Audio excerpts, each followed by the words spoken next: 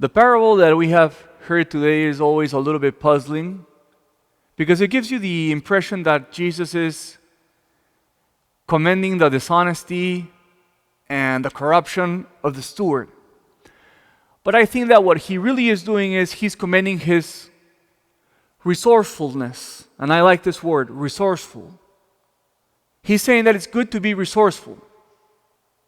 And what Jesus is saying is, the people from the world, they are very resourceful to do the bad things or to look for their own advantage. And what Jesus is trying to say is, we should also be resourceful for doing what's good.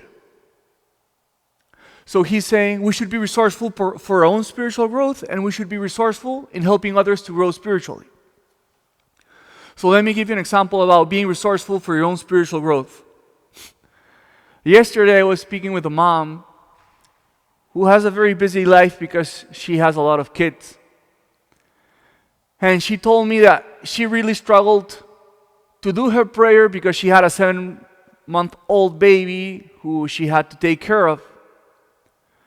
But she told me that in the afternoon she could go a little bit, she could have someone take care of the baby.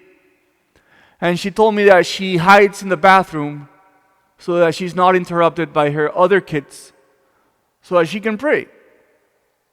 You see, people can also be resourceful for good things.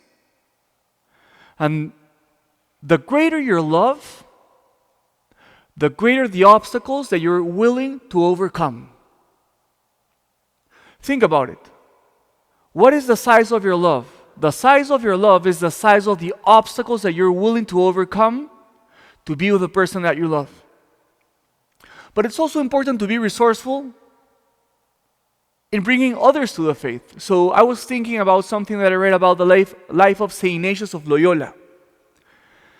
When he wasn't yet the founder of the Society of Jesus, he had this strategy to win people for Christ. He said that when he got invited for a dinner or when he spent time with someone that he was just getting to know, he said the first conversation, the only thing he did is he got to know the other person and he got to learn the interests of the other person. But you know what he did in the second conversation? He brought up the interest of the person, but gave it a spiritual turn.